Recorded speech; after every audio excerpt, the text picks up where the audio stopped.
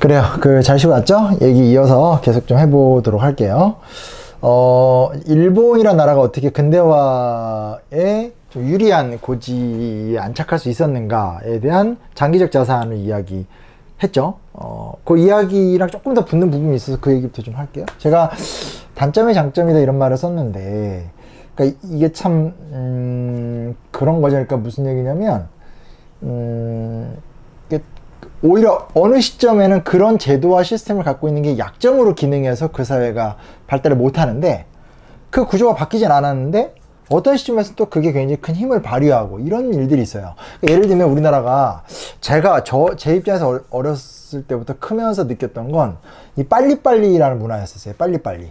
그러니까 그게 되게 부정적인 용어였었거든요. 빨리빨리 하는 거, 빨리빨리 해라, 대충대충 해라. 그러니까 빨리빨리라는 단어는 대충대충의 다른 말 해서 한국인의 근성이라는 게 되게 부족하고, 그에 비해서 일본인들의 장인정신, 독일인들의 철저함, 이걸 정말 배워야 된다, 이런 얘기를 엄청 들었었어요. 근데 웃긴 게 뭐냐면 최근에 와서 이야기할 적에 우리나라만이 아니라 외국에서도 한국의 성공 이유와 그 의미를 찾을 때 빨리빨리 정신 이런 걸 찾더라고요. 그런 게 되게 신기해요. 근데 실제로 이제 예를 들면 AS가 아주 철저하게 탁탁탁 이루어진다라든지, 택배 막 빨리빨리 온다라든지, 또 카피 앤 페이스트를 통해서, 그러니까 즉 쉽게 말하면 아이폰이 나왔는데 그 엄청난 충격 속에서 사실 그 당시 시장을 완벽하게 지배하고 있었던 노키아나 모토로라는 무너졌잖아요. 근데 삼성은 확 바꿔서 16으로부터 또 도약을 하기도 하고, 그래서 최근에는 오히려 그 빨리빨리라는 것이 굉장히 어떤 그 한국인들의 경쟁력으로 또 평가를 받고 그런 요소들이 있어요. 그래서 그런 걸 보면서 참 신기하다라는 생각들을 좀 많이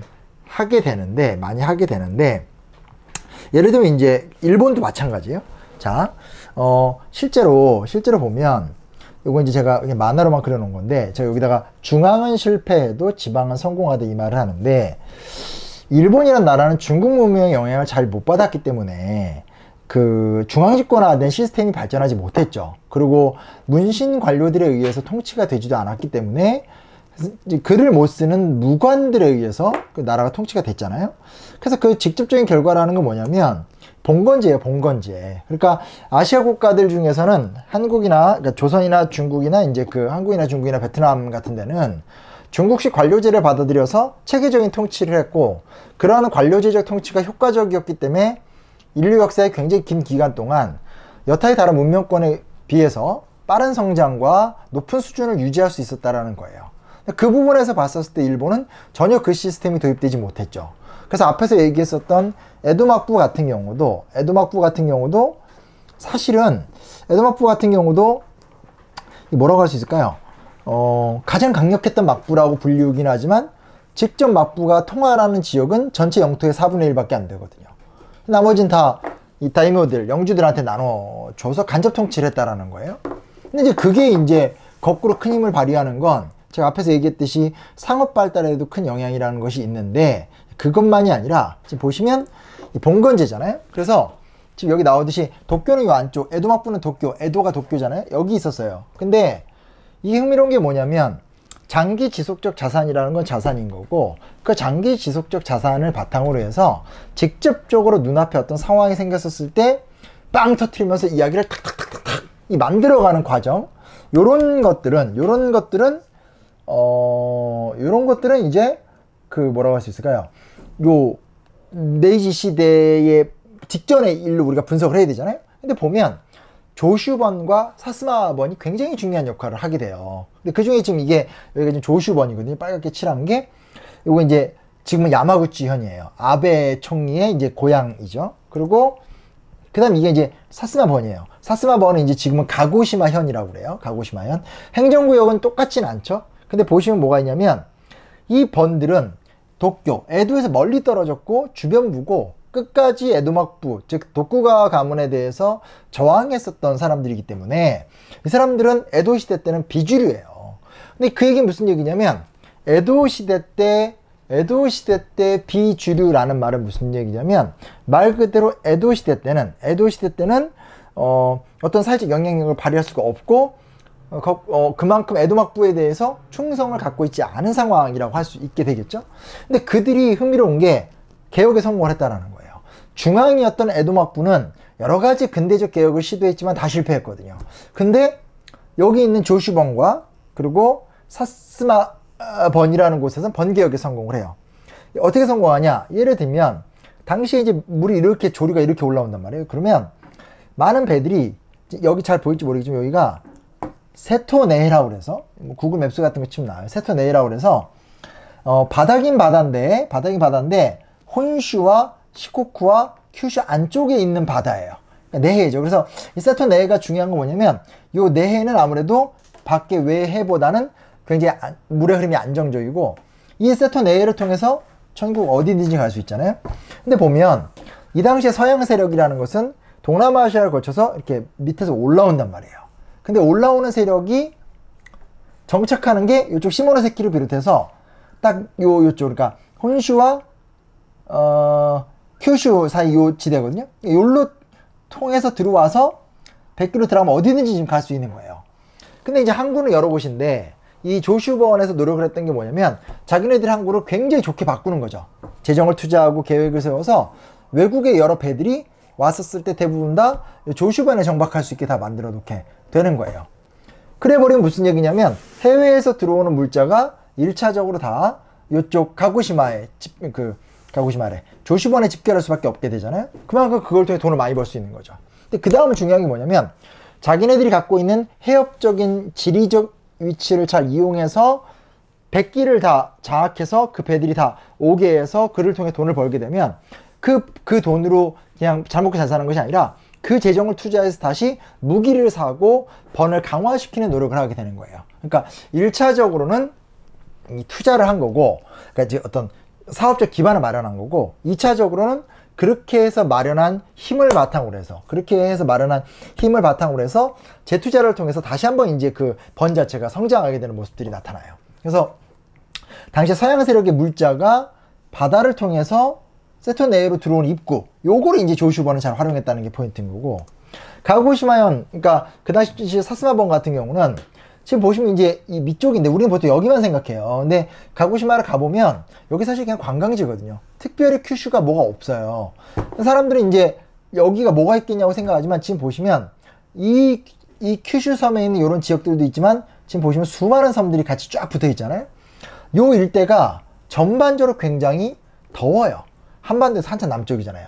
여기가 뭐가 잘 되냐면 사탕수수 농사를 짓기에 딱 좋아요. 그러니까 여기에다가 투자를 해서 사탕수수 농업에 투자를 해서 설탕이나 제조업을 발전시키면서 경제적 이권을 또 확보하게 돼요. 일본 전체에서 사탕수수 농업을 할 수 있는 유일한 공간이 되는 거거든요.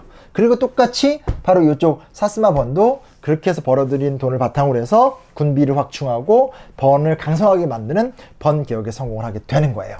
이게 중국이나 우리나라는 안 돼요. 중국은 그게 잘 안 되더라도 나라가 굉장히 크니까 이전 어떤 이런 봉건제 같은 건 아니더라도 어찌됐건 나라가 굉장히 크니까 지방이나 이 지역의 힘이라는 게 있잖아요. 근데 이제 우리나라가 대표적인 건데, 우리나라는 나라가 작은 상태에서 실질적으로 중앙집권화가 돼 있기 때문에 지방에서 무엇인가를 독자적으로 해서 그걸로 성과를 내고 이룬다는 게 불가능한 사회죠. 그건 지금도 거의 그런 특징이 되게 강해요. 근데 일본은 애초에 봉건제 국가였기 때문에 당연히 에도막부의 눈치를 보지 않고 자기들이 원하는 대로 이야기를 만들어 갈 수 있다는 거죠. 그래서 자기들이 원하는 대로 이야기를 만들어 갖고 그 결과라는 것이 이 조슈번과 사스마번의 엄청난 번개혁의 성공, 물자의 유입, 재정적인 풍요로움, 그 재정적 풍요로움 바탕으로 해서 강력한 군사력, 강력한 어떤 번 시스템을 갖게 되는 거죠. 이런 것들이 이제 봉건제라고 했던 어떤 그 조선 사람들이라든지 중국 사람들이 보기엔 굉장히 야만적이고 낙후된 어떤 그런 그 시스템, 그런 것들을 이제 로 봤던 것들이 오히려 거꾸로 굉장히 큰 힘이 됐다라는 것들, 이런 것들 우리가 좀 주목해서 볼 필요가 있는 거죠. 단점이 곧 장점이 되는 순간들이다라고 좀 확인을 해 볼 수가 좀 있어요. 근데 이제 뭐가 있냐면 여기다가 지사의 리더십이란 말을 썼어요. 이 사람은 사카모토 히로마하고 이 사람은 이토 히로부미예요. 이토를 선생님 좀 미워하시는 겁니까? 이렇게 느낄 수 있는데, 그거는 나중에 이토가 이제 조선을 침략하게 되면서 나타나는 문화인 거고, 일본 역사 내에서 이토를 살펴보도록 할게요. 무슨 얘기냐면, 자, 봐요. 장점이고 단점이고 단점이 장점이 된다. 근데 이게 말은 쉬운데 문제가 하나 있어요. 뭐가 문제가 있냐면, 우리나라 사람들은 한국에서 태어나면 그냥 한국 사람이잖아요. 난 전라도 출신이다, 경상도 출신이다. 말을 하더라도 전라도 출신이다, 경상도 출신이다라고 얘기하고 어떤 특정한 국면의 용어를 쓰긴 하지만 지금 우리나라 국민들 어떤 사람들도 나는 뭐 경상공화국입니다. 뭐 어떤 정당이 우리 강원도국을 만들어야 됩니다. 이런 건 존재하지 않죠. 즉 무슨 얘기냐? 한국 사람들은 중앙을 중심으로 해서 하나의 민족, 하나의 단일한 국가에 대해서 의심의 여지가 없어요. 근데 이 봉건제 국가로서의 일본이 갖고 있는 가장 큰 문제점, 약점이 뭐냐면 일본 같은 경우는 도사번 사람이면 도사번 사람이고 히젠번 사람이면 히젠번 사람이고 조시번 사람이면 조시번 사람이에요. 즉 내 번을 벗어나서 뭔가를 한다? 내 번을 벗어나서 무슨 일을 이룬다? 이런 거는 아예 생각을 못하는 사람들인 거예요. 그래서 중요한 게 뭐냐면 이 번 개혁을 성공시켰다는 것도 여기도 이제 있죠? 시모노세키 해협을 최고의 무역항으로 만드는 거, 그리고 오키나와까지 모든 섬을 사탕수수로, 이런 방향을 통해서 부분이 개혁되긴 했는데 결국 새로운 정부를 세우려면 개혁된 번들끼리 연합을 해야 돼요. 연합을 해서 뭔가 같이 해야 되거든요. 근데 그거는 당시 일본 사람들로선 생각하던 주제가 아니에요. 근데 누가 나오냐? 사카모토 료마예요. 이 사람 히젠번 사람인가 그래요. 근데 히젠번 사람이지만 이 사스마번, 도사번, 그리고 이 어디냐? 조슈번. 이 4개 번을 연합시켜서 그 힘을 강성하게 만든 다음에 소위 사초동맹이라고 얘기하죠. 그 힘으로 결국 이제 에도幕府를 무너뜨리는 그런 데 있어서 가장 중요한 역할을 한 거예요. 결국 무슨 얘기냐면 여러 가지 분할된 문제들은 하나의 수렴되는 당면 과제가 있어야 돼요. 그 어떤 리더십이라는 게 굉장히 필요한 거죠. 근데 그 리더십의 열쇠를 갖고 있었던 사람이 료마였다라는 거예요. 그럼 료마 한 명이냐? 우리가 역사를 이야기하다 보면 특히 우리나라 사람들이 갖고 있는 가장 큰 오해와 잘못된 생각이 뭐냐면 세종대왕 컴플렉스예요. 세종대왕이 안 훌륭하다는 것이 아니고 세종대왕이라는 뛰어난 군주가 이렇게까지 많은 업적을 낼 수 있었던 힘의 배경에는 세종대왕 개인이 그렇게 훌륭한 것도 있지만 우리 사회가 그만큼 철저하게 중앙집권적인 형태를 띠고 있다라는 거거든요. 근데 사실은 한 명의 리더십을 통해서 세상을 다 바꾼다? 불가능해요. 인재는 많을수록 좋고 많은 인재들이 많은 일들을 이루어내야지만 사회는 성장할 수 있어요. 그렇죠? 그런 것처럼 뭐냐면 사카모토 료마 같은 경우는 연합할 수 없는, 하나가 될 수 없는 집단을 하나로 묶어서 하나의 힘으로 만들었다는 데서 굉장히 큰 업적을 내죠. 하지만 사카모토 료마는 메이지 유신을 성공시키고 바로 암살을 당해요. 근데 이제 다른 지사들도 대단한 역할들을 해요. 예를 들면 제가 여기다가 우리는 메이지 유신의 지도자들, 우린 똑똑해 똘똘 뭉쳤지, 이제 그 제 책에 나오는 만화 그림 같은 게 한 건데 이토 같은 경우는 이토 히로부미 같은 경우는 사실 메이지 헌법을 만든 사람이에요. 이게 내가 근대 국가라고 해서 주변 사람들이 인정해 주는 게 아니에요.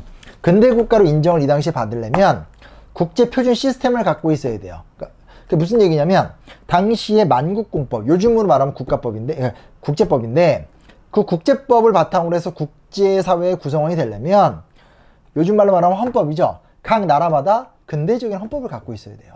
일본은 그게 없었죠. 그래서 일본이 어떻게 하냐면 이토를 중심으로 해서 일본이 천황제를 포기할 수는 없고, 특히 이제 막부를 무너뜨리면서 이 무사 정권을 무너뜨리면서 명분이 뭐냐면 이 소위 말하는 천황을 다시 모시겠다는 거거든요. 그러니까 천황이 그 실권을 갖고 있지는 않지만 천황의 위세 속에서 이 무사들 막부를 무너뜨릴 수 있는 권위를 빌려온 거거든요. 그러면 천황이 없는 시스템은 안 돼요. 그러니까 지금 무슨 얘기냐면 그 일본, 그러니까 미국 같은 민주공화국, 프랑스 같은 공화국은 안 돼요. 그래서 이 사람들이 찾아낸 거, 이토가 찾아낸 건 뭐냐면 독일을 모델로 해요. 당시에 독일이 프리드리히 가문, 그러니까 그 프로이센 가문이 계속 국왕을 이었기 때문에 빌헬름 1세, 빌헬름 2세 이런 사람들이 나라를 통치하고 있었어요. 그러니까 국왕이 통치하지만 근대헌법을 가질 수 있구나. 그래서 이토가 여러 헌법학자들을 대동해서 독일을 계속 왔다 갔다 하면서 독일식 헌법 모델을 갖고 와서 근대 국가를 만드는데 성공을 해요. 나 근대화된 국가야. 우리식으로 말하면 야 우리 되게 위대해 라고 말하는 것과 외국 사람들이 우리나라 문화에 관심을 가져주는 건 전혀 다른 문제거든요. 그 다음 야마가타 하리토모 같은 경우는 일본 군대를 만든 사람이에요. 어찌됐건 이 당시 시대라는 것, 이 제국주의 시대라는 것은 군대가 굉장히 강력해야 되고 강력한 육군과 강력한 그 해군이 잘 이렇게 잘 어우러져서 문제를 풀어가야 되는데, 야마가타는 이제 육군 군벌로서 굉장히 중요한 역할을 했던 사람이고, 마쓰시타 같은 경우는 마쓰시타 재정이라고 그래서, 마쓰시타 재정이 뭐냐면 재벌을 육성하고 대기업을 육성하고 국가가 통화정책을 주도하면서 경제를 발전시키는 모델이에요. 우리나라랑 비슷해요. 우리나라의 재벌 중심의 대기업 중심의 정부 주도의 모델이 사실은 마쓰시타 재정하고 되게 유사해요. 물론 많은 부작용들이 있어요. 근데 그럼에도 불구하고 중요한 것은 경제 단위에서 일본식 경제 체제를 이 사람이 만들었죠. 그리고 모리 노리나가 같은 경우는 엘리트 교육. 그러니까 우리나라랑 똑같죠. 제국대학이 있고 열심히 공부해서 이 나라의 엘리트들이 명문대학으로 나와서 그 엘리트들에 의해서 나라가 운영되는 시스템들. 상당히 우리나라의 현재랑 비슷해요. 근데 이제 중요한 것은 뭐냐면 이런 것들이 그만 한계가 없냐? 한계가 많죠. 문제가 없냐? 문제 엄청 많죠. 예를 들면 이 사카모토 로마의 연합론 같은 경우들이 결국은 에도마쿠를 완전히 부셔냈다기보단 어떤 그 통합하는 과정을 통해서 메이지 유신을 성공시키거든요. 그러니까 무슨 얘기냐면 혁명이 아니라 연대를 통해서 하나의 근대 국가가 되기 때문에 기본적인 기득권들이 많이 그대로 유지가 되는 특징들. 즉 지금도 보면 일본 가면 그 명문 가문 자식들이 계속 국회의원 하잖아요. 우리나라 그런 게 없는데 이제 그런 게 있는 거고, 이토가 말하는 헌법 같은 경우도 철학 중심제 같은 것들이 그대로 있기 때문에 나중에 이게 굉장히 심각한 사회 문제가 된다라든지, 그리고 그건 이제 좀 이따 이제 일본 군국주의와 얘기할 거니까. 그리고 뭐라 할 수 있을까요? 그 일본의 경제제도나 교육제도는 우리가 뭐 설명 안 해도 알잖아요. 입시 위주의 교육제도라든지 대기업과 재벌 위주의 경제체제라든지 많은 문제가 있다는 걸 부정할 수는 없어요. 중요한 건 뭐냐면 문제라는 것은 동전의 양면이거든요. 이 당시에 중요했던 것은 일본이라는 나라가 근대 국가가 어떻게 하면 될 수 있는가의 문제인 거고, 근대 국가를 만들어내는 데 있어서 번개혁 같은 좋은 성과들이 있었지만 결국은 당시에 존재하는 리더들의 리더십 자체는 무시할 수 없는 거죠. 근데 이때 많은 리더들이 나와서 각자의 역량을 발휘하면서 그 역량 속에서 일본이라는 나라를 근대 국가로 만드는 데 있어서 굉장히 큰 업적들을 하나씩은 다 세웠다라는 거예요. 그게 우리가 좀 주목해서 볼 부분들이다라는 거죠. 그래서 이게 오해가 꼭 제발 안 됐으면 좋겠다는 생각을 하게 되는 게 뭐냐면, 이런 이야기를 하다 보면 그냥 반일 정서에 배척되잖아요. 선생님 지금 일본 칭찬하는 거예요? 실망이에요? 이렇게 얘기할 수 있는데, 지금 우리가 반일적 이야기를 하는 건 일본의 구구파들이나 이런 사람들이 잘못된 행동을 하고 역사적인 왜곡을 하거나 그러한 역사적 왜곡을 통해서 인권을 무시하거나 뭐 이런 것들 때문에 우리가 분노하는 거잖아요. 그건 좀 다른 문제인 거고, 여기서 얘기하고 싶은 건 뭐냐면 어떻게 당시에 서양을 제외하고 유일하게 근대화에 성공했는가. 심지어 중요한 건 일본보다 먼저 독립을 한 라틴 아메리카 국가들도 계속 2등 국가였거든요. 근데 오직 유일하게 이 당시 기준으로 봤을 땐 유일하게 일본만이 근대화에 성공했고 강국이 됐다라는 거거든요. 근데 그 연원의 힘의 배경은 뭐가 있는가를 우리가 탐독할 수밖에 없는데, 그 나라가 잘 되는 이유는 장기적 자산과 단기적 자산이 있고 마지막은 사람이라는 손길이 있다라는 거예요. 장기적 자산이라는 것은 에도마쿠가 경험해왔던 길이 그 당시에 독특한 거였는데 결과적으로 근대화에 도움이 된 거죠. 역사적 우연이에요. 우연이지만 좋은 자산을 갖고 있었던 거예요. 그리고 이 단기적 자산이라는 것은 봉건제가 갖고 있는 힘이었던 거죠. 사스마 조슈번의 성공 같은 것들. 근데 마지막은 뭐냐? 사람의 마무리인 거죠. 그 마무리는 뭐냐? 결국 리더십이라는 거죠. 무슨 기업 경영에서 이야기하는 어떤 위대한 경영자로서의 성과 이런 것까지 모르겠고, 하나 분명한 사실은 뭐냐면 그것이 기업 경영이 됐든 국가 경영이 됐든 간에 사람이 어떤 비전을 갖고 역사 속에서 뭔가 의미 있는 것을 추동해내는 건데, 그런 부분에서 어찌됐건 이 소위 말하는 메이지 지사들, 메이지 벌열들 뭐 이렇게 여러 가지 표현을 쓰게 되죠. 메이지 유신을 이끌었었던 이 소수파들은 중요한 역할을 하게 됐다라는 것들. 근데 이런 것들을 왜 이야기하냐면 우리가 우리의 수업 시간 안에서 한국 근현대사를 공부하지 못해요. 그리고 저는 성공회대학교에서 1학기 때는 헌법과 한국현대사, 2학기 때는 역사란 무엇인가 이렇게 계속 돌려짓기를 한단 말이에요. 그러다 보니까 이제 1학기 때 하는 헌법과 한국현대사 같은 경우는 다 이제 보면 한국 현대사부터 시작을 해요. 그래서 공교롭게도 제가 이제 역사란 무엇인가라는 수업이 만들어지는 초창기 때를 제외하고는 성공회대학교에서 제가 근대사를 강의한 적이 없어요. 근데 뭐 강의하지 않았더라도 근대사를 한번 좀 공부를 해보세요. 그러면 우리는 왜 실패했냐고 굉장히 대조적인 측면을 이룬다라는 거죠. 우리나라 같은 경우는 오랫동안 우리나라의 구심점이 되어 왔었던 중앙집권제가 이 시기 때 그다지 의미를 발휘하지 못했고, 근데 그 의미를 발휘하지 못했던 이유 중에 하나는 사실은 고종의 리더십이 부족한 것도 있지만 이미 세조정치기를 겪거나 어떤 그런 과거의 역사 속에서 굉장히 구태한 모습들이 있었다는 거고, 그리고 이 조선이라는 사회는 어찌됐건 농업을 이상으로 여기던 사회인데 자본주의 국가라는 것은 농업은 그렇게 중요하지 않거든요. 물론 최근에 와서는 오히려 농업이야말로 굉장히 중요하다라고 하는 어떤 자본주의적 농업 개념이 있지만 그건 좀 차치하고 그건 좀 빼고, 그것도 없고, 마지막으로는 그런 시스템, 장기적 자산과 단기적 자산이 없고 뭔가 어떤 단위를 형성하지 못하니까 우리나라는 뭐 인물이 없어요? 김옥균, 박영효, 뭐 윤치호 줄줄이 있잖아요. 근데 그런 사람들이 결국은 다 실패하고 암살당하거나 친일파가 되거나 하면서 몰락을 하고 말았다라는 거죠. 그래서 그런 부분에서 우리가 사실 일본이 왜 근대화에 성공할 수 있었는가에 대한 주제는 좀 진지하게 좀 탐독해 볼 만한 주제이죠. 다만 이제 이게 지금 우리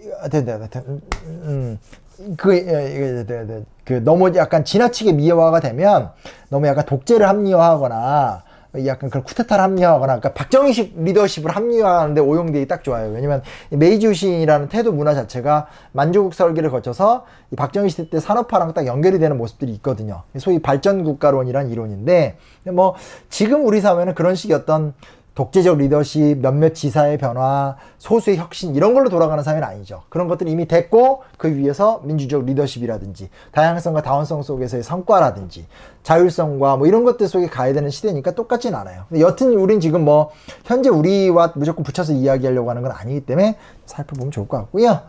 자, 그러면 일단 여기까지 하고 그 다음 얘기를 시간이 짧긴 한데 오늘만 짧게 나눠 하죠. 주제가 바뀌니까 여기까지 하고 잠깐 쉬었다가 그 다음 얘기를 진행해 보도록 할게요. 수고했어요.